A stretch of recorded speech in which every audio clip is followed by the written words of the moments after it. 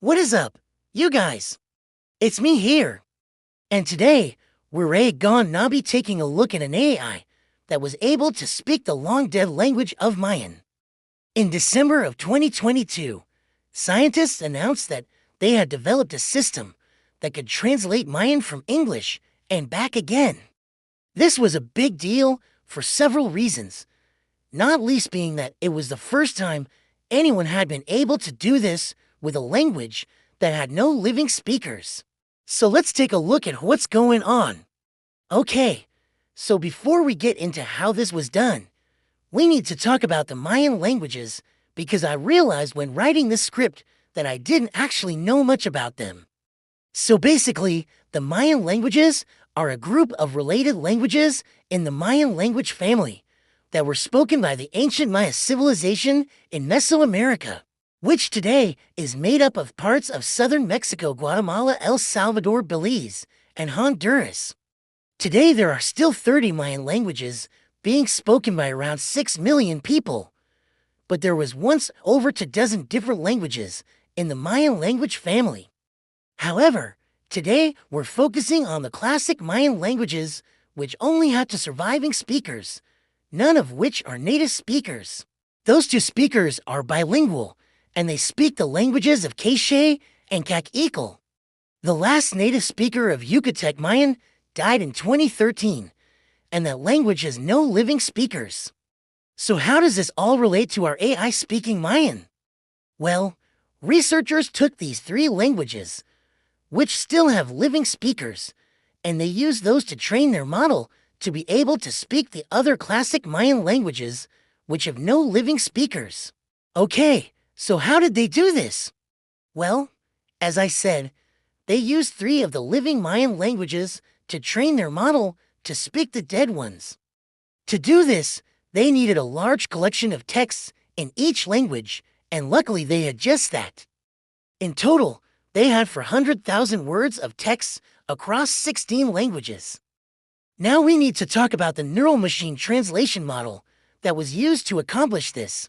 If you don't already know, machine translation is something we use every day. When we use Google Translate or any other service to translate a text from one language to another. This is called machine translation. Machine translation can be accomplished with rule-based systems, or more commonly today, with some sort of deep learning algorithm. Deep learning-based machine translation systems use some form of encoder-decoder architecture where the input text is encoded into some sort of vector and then decoded back into the output text.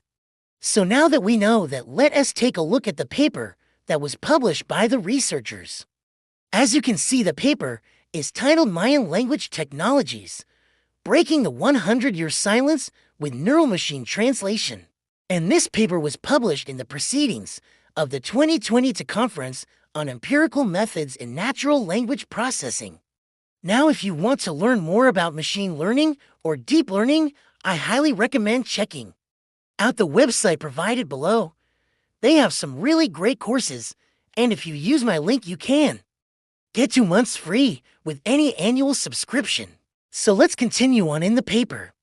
As I said before, they used a neural machine translation model to accomplish this task, and this model was trained on the 400,000 words of text in 16 different languages. This model is similar to others that have been published before, but it differs in a few key ways. One thing that is different is that this model has a low-rank adaptation layer. This is basically a layer that is used to adapt the model to a specific domain, or in this case, a specific language. By using this layer, they are able to fine-tune the model for each of the 16 languages that they have data for without having to train a separate model for each language. Another thing that is different about this model is that it uses a technique called FAIRSEQ to train it. FAIRSEQ is a toolkit for training sequence-to-sequence models, and it was developed by Facebook AI Research. What this means is that this model is trained to generate sequences of words that are fair or balanced.